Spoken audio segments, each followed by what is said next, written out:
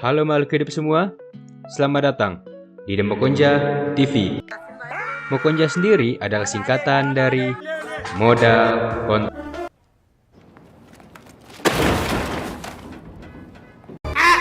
Sorry, lupain yang barusan.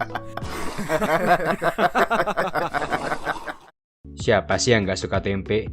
Ya pasti ada sih, tapi pasti nggak banyak dan jumlahnya jauh banget sama yang suka. Tempe digoreng aja udah enak banget, apalagi diolah dengan kemampuan memasak yang baik. Tempe termasuk makanan yang bisa diolah menjadi berbagai hidangan yang lezat. Contohnya adalah orek tempe, sayur tempe, tempe balado, tempe bacem, oseng tempe, dan masih banyak lagi. Dan semua itu sudah pasti enak-enak. Ya gimana enggak, tempenya doang aja udah enak, apalagi kalau diolah, ya makin jadi-jadi enaknya. Selain menjadi makanan yang bisa diolah menjadi berbagai masakan, tempe juga termasuk makanan yang murah, mudah didapat, dan sumber protein yang bagus. Dan gue yakin semua orang yang nonton ini tahu kalau protein itu penting banget buat badan. Protein punya peran yang penting banget dalam tubuh karena protein sendiri berfungsi sebagai sumber energi, membangun dan memperbaiki sel-sel tubuh, membentuk antibodi, meningkatkan massa-massa otot dan kekuatan otot, memperkuat imunitas tubuh dan mencegah kerontokan rambut.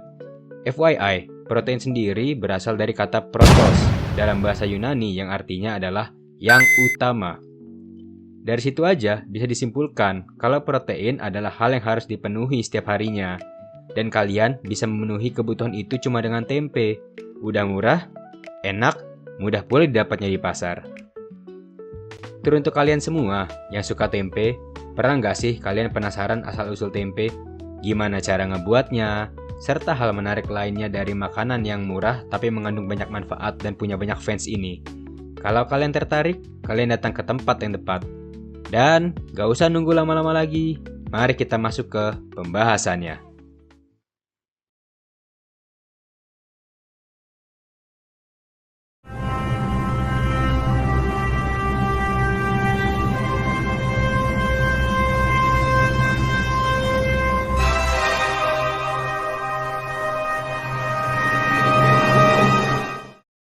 Oh yeah.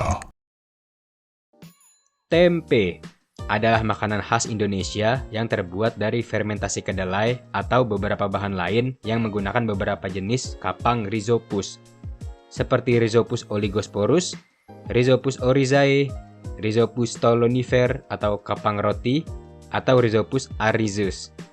Sediaan fermentasi ini secara umum dikenal sebagai ragi tempe. Biji yang tumbuh pada kedelai menghidrolisis senyawa-senyawa kompleks menjadi senyawa sederhana yang mudah dicerna oleh manusia. Tempe kaya akan serat pangan, kalsium, vitamin B, dan zat besi. Berbagai macam kandungan dalam tempe mempunyai nilai manfaat sebagai obat, seperti antibiotik untuk menyembuhkan infeksi dan antioksidan pencegah penyakit degeneratif. Secara umum, tempe berwarna putih karena pertumbuhan miselia kapang yang merekatkan biji-biji kedelai sehingga terbentuk tekstur yang memadat. Degradasi komponen-komponen kedelai pada fermentasi membuat tempe memiliki rasa dan aroma khas. Berbeda dengan tahu, tempe terasa agak masam. Tempe banyak dikonsumsi masyarakat di Indonesia, tetapi sekarang telah mendunia. Kaum vegetarian di seluruh dunia banyak yang telah menggunakan tempe sebagai pengganti daging. Akibatnya, saat ini tempe tidak hanya diproduksi di Indonesia, tetapi juga di banyak tempat di dunia. Berbagai penelitian di sejumlah negara seperti di Jerman, di Jepang, dan Amerika Serikat, dan juga termasuk Indonesia, sekarang berusaha mengembangkan galur atau strain unggul Rhizopus untuk menghasilkan tempe yang lebih cepat, berkualitas, atau memperbaiki kandungan gizi tempe. Beberapa pihak mengkhawatirkan kegiatan ini dapat mengancam keberadaan tempe sebagai bahan pangan milik umum karena galur-galur ragi tempe unggul dapat didaftarkan hak patennya, sehingga penggunaannya dilindungi oleh undang-undang, yang dimana memerlukan lisensi dari pemegang hak paten. Tak hanya tempe mendoan yang saat ini terkenal, kaum vegetarian membuat stik tempe untuk mengganti daging. Oh yeah. Tidak seperti makanan kedelai tradisional lain yang biasanya berasal dari Cina atau Jepang, tempe berasal dari Indonesia. Makanan tradisional ini sudah dikenal sejak berabad-abad lalu dalam tatanan budaya makan masyarakat suku Jawa. khususnya di Yogyakarta dan Surakarta. Dalam bab 3 dan bab 12 manuskrip Serat Sentini dengan setting Jawa abad ke-16, telah ditemukan kata tempe, misalnya dengan penyebutan nama hidangan jae santen tempe. Itu adalah sejenis masakan tempe dengan santan, dan kadele tempe serundengan. Hal ini dan catatan sejarah yang tersedia lainnya menunjukkan bahwa mungkin pada mulanya tempe reproduksi dari kedelai hitam, berasal dari masyarakat pedesaan tradisional Jawa, mungkin dikembangkan di daerah Mataram, Jawa Tengah, dan berkembang sebelum abad ke-16. Kata tempe berasal dari bahasa Jawa kuno. Pada zaman Jawa kuno, terdapat makanan berwarna putih terbuat dari tepung sagu yang disebut tumpi. Tempe segar yang juga berwarna putih terlihat memiliki kesamaan dengan makanan tumpi tersebut. Selain itu, terdapat rujukan mengenai tempe dari tahun 1875 dalam sebuah kamus bahasa Jawa Belanda. Sumber lain mengatakan bahwa pembuatan tempe diawali semasa era tanam paksa di Jawa. Pada saat itu, masyarakat Jawa terpaksa menggunakan hasil pekarangan seperti singkong, ubi, dan kedelai sebagai sumber pangan mereka. Kedelai yang difermentasikan menggunakan kapang aspergillus. Selanjutnya, teknik pembuatan tempe menyebar ke seluruh Indonesia, sejalan dengan penyebaran masyarakat Jawa yang bermigrasi ke seluruh penjuru tanah air. Oh yeah. Terdapat berbagai metode pembuatan tempe. Namun, teknik pembuatan tempe di Indonesia secara umum terdiri dari tahapan perebusan, pengupasan, perendaman dan pengasaman, pencucian, inokulasi dengan ragi, pembungkusan, dan fermentasi. Pada tahap awal pembuatan tempe, biji kedelai itu direbus dulu. Tahap perebusan ini berfungsi sebagai proses hidrasi, yaitu agar biji kedelai menyerap air sebanyak mungkin. Perebusan juga dimaksudkan untuk melunakkan biji kedelai supaya nantinya dapat menyerap asam pada tahap perendaman. Kulit biji kedelai dikupas pada tahap pengupasan agar miselium fungi dapat menembus biji kedelai selama proses fermentasi. Pengupasan dapat dilakukan dengan tangan, diinjak-injak dengan kaki, atau dengan alat pengupas kulit biji. Setelah dikupas, biji kedelai direndam. Tujuan tahap perendaman ialah untuk hidrasi biji kedelai dan membiarkan terjadinya fermentasi asam laktat secara alami, agar diperoleh keasaman yang dibutuhkan untuk pertumbuhan fungi. Fermentasi asam laktat terjadi dicirikan oleh munculnya bau asam dan buih pada air rendaman akibat pertumbuhan bakteri Lactobacillus. Bila pertumbuhan bakteri asam laktat tidak optimum, misalnya seperti di negara-negara subtropis, asam perlu ditambahkan pada air rendaman. Fermentasi asam laktat dan pengasaman ini ternyata juga bermanfaat meningkatkan nilai gizi dan menghilangkan bakteri-bakteri beracun. Proses pencucian dilakukan untuk menghilangkan kotoran yang mungkin dibentuk oleh bakteri asam laktat dan agar biji kedelai tidak terlalu asam. Bakteri dan kotorannya dapat menghambat pertumbuhan fungi. Inokulasi dilakukan dengan penambahan inokulum, yaitu ragi tempe atau laru. Inokulum dapat berupa kapang yang tumbuh dan dikeringkan pada daun waru atau daun jati, disebutnya usar, digunakan secara tradisional. Spora kapang tempe dalam medium tepung, terigu, beras atau tapioka yang banyak dijual di pasaran lah ya, ataupun kultur Rhizopus oligosporus murni yang umum digunakan oleh pembuat tempe di luar Indonesia. Inokulasi dapat dilakukan dengan dua cara, yaitu penebaran inokulum pada permukaan kacang kedelai yang sudah dingin dan lalu dikeringkan. Akhirnya dicampur merata sebelum pembungkusan. Yang kedua, inokulum dapat dicampurkan langsung pada saat dalam proses perendaman, dibiarkan beberapa lama lalu dikeringkan. Setelah diinokulasi, biji-biji kedelai dibungkus atau ditempatkan dalam wadah untuk fermentasi. Berbagai bahan pembungkus atau wadah dapat digunakan, misalnya seperti daun pisang, daun waru, daun jati, plastik, gelas, kayu, ya baja juga bisa. Asalkan memungkinkan masuknya udara karena kapang tempe membutuhkan oksigen untuk tumbuh.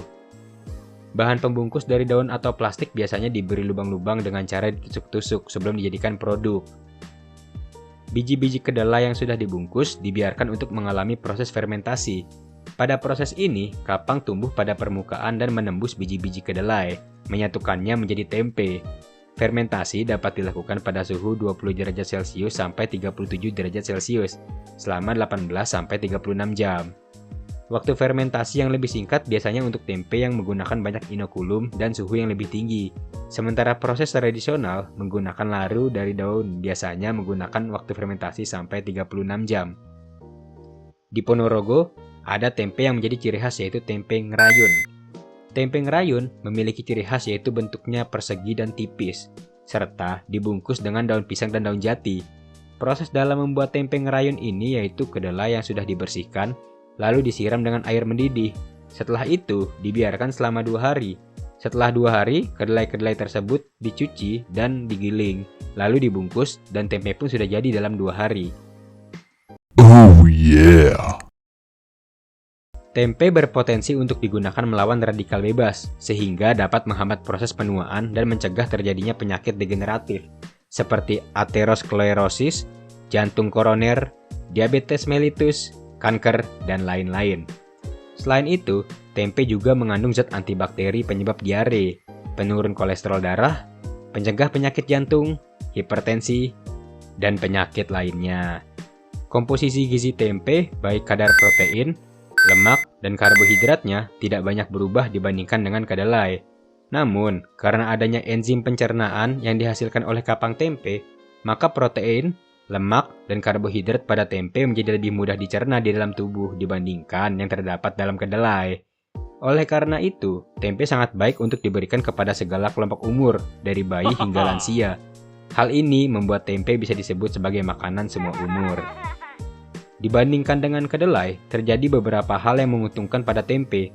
Secara kimiawi, hal ini bisa dilihat dari meningkatnya kadar padatan terlarut, nitrogen terlarut, asam amino bebas, asam lemak bebas, nilai cerna, nilai efisiensi protein, serta skor proteinnya. Beberapa penelitian menunjukkan bahwa zat gizi tempe lebih mudah dicerna, diserap, dan dimanfaatkan tubuh dibandingkan dengan yang ada di dalam kedelai. Ini telah dibuktikan pada bayi dan anak balita penderita gizi buruk dan diare kronis. Dengan pemberian tempe, pertumbuhan berat badan penderita gizi buruk akan meningkat dan diare menjadi sembuh dalam waktu singkat. Pengolahan kedelai menjadi tempe akan menurunkan kadar rafinosa dan stakiosa, yaitu suatu senyawa penyebab timbulnya gejala flatulensi atau kembung perut. Mutu gizi tempe yang tinggi memungkinkan penambahan tempe untuk meningkatkan mutu serealia dan umbi-umbian. Hidangan makanan sehari-hari yang terdiri dari nasi, jagung, atau tiwul akan meningkatkan mutu gizinya bila ditambah tempe. Sepotong tempe, sekitar 50 gram, sudah cukup untuk meningkatkan mutu gizi 200 gram nasi. Bahan makanan campuran beras tempe, jagung tempe, gaplek tempe, dalam perbandingan 7:3 sudah cukup baik untuk diberikan kepada anak balita. Berarti, dalam sebuah tempe, kandungan yang bisa kita dapat adalah sebagai berikut. Vitamin A, vitamin D, vitamin E, vitamin K. Ya, disingkatnya vitamin AD lah ya. Selanjutnya adalah asam lemak, vitamin B kompleks yang meliputi vitamin B1, B2, B6, dan B12, mineral, dan yang terakhir adalah antioksidan. Oh yeah. Beberapa dari kalian mungkin ada yang belum tahu kalau tempe itu terbagi dalam beberapa tipe loh. Ada tempe kedelai. Tipe tempe ini adalah tipe tempe yang paling umum yang bisa kita temukan di pasar. Persis seperti namanya, tempe ini dibuat dari fermentasi kedelai. Yang kedua, tempe gembus. Tempe gembus memiliki tekstur yang lembut dan empuk. Tempe gembus terbuat dari ampas kedelai atau ampas tahu. Tempe gembus biasanya dapat ditemukan di pasar-pasar tradisional Jawa dengan harga yang lebih murah dibandingkan dengan tempe kedelai pada umumnya. Tempe gembus dikenal dengan nama berbeda di seluruh Jawa, misalnya tahu cokol atau tahu susur di Temanggung.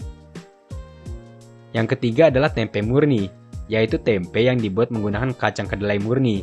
Tempe ini dibuat dalam bungkus plastik tanpa isian atau bahan tambahan apapun lainnya. Hal ini dilakukan untuk menciptakan tempe yang lebih higienis dan murni, dan bebas dari kotoran atau mikroba yang tidak diinginkan. Yang keempat, tempe menjes kacang. Adalah tempe khas Malang. Tempe menjes kacang memiliki tekstur yang kasar. Tempe ini terbuat dari kedelai hitam yang dicampur bahan lain, seperti ampas kacang tanah, serat singkong, dan kacang kedelai. Yang kelima adalah tempe bongkrek. Tempe bongkrek adalah variasi tempe dari Jawa Tengah, khususnya di Banyumas. Tempe ini dibuat menggunakan ampas kelapa. tempe jenis ini merupakan sumber protein utama di Jawa karena harganya yang murah. Tapi walaupun begitu, tempe ini telah menyebabkan beberapa kasus keracunan makanan yang cukup fatal. Karena dalam beberapa case tertentu, dikarenakan tempe ini mengandung lebih banyak lemak, tempe ini cenderung mudah ditumbuhi bakteri, sehingga tempe ini memiliki kemungkinan risiko beracun. Selanjutnya adalah oat tempe. Seperti namanya, tempe ini dibuat dari oat atau gandum dan barley atau jelai. Tempe ini diperuntukkan untuk daerah di mana iklimnya tidak memungkinkan untuk menanam kedelai. Tempe koro pedang. Tempe khas Yogyakarta ini berasal dari kacang koro. Memiliki bahan baku yang berbeda dengan tempe biasa, menyebabkan tempe ini memiliki warna coklat tua. Namun, rasa dan kandungan gizinya tidak jauh berbeda dari tempe kacang kedelai, sementara harganya relatif lebih murah daripada tempe kedelai. Yang terakhir adalah tempe lamtoro. Ada yang tahu apa itu lamtoro? Ya, lamtoro adalah petai Cina. Dan tempe ada juga yang dibuat menggunakan lamtoro ini. Tempe lamtoro terkenal di daerah Mojopuro, Wonogiri dengan nama tempe melanding. Harga tempe ini cenderung lebih murah dibandingkan tempe kedelai. Oke, itulah video singkat tentang sebuah makanan yang murah, mudah didapat, dan sederhana, tapi memiliki kandungan gizi yang luar biasa banyak dan penikmat yang juga luar biasa banyak bernama tempe. Gak terasa, kita sudah sampai di akhir video. Like jika kalian suka dan jangan lupa buat terus support channel ini dengan tekan tombol subscribe dan nyalain loncengnya. Semoga kalian sehat selalu dan selalu ingat kata Jack Kahuna Laguna. Teruslah bernafas.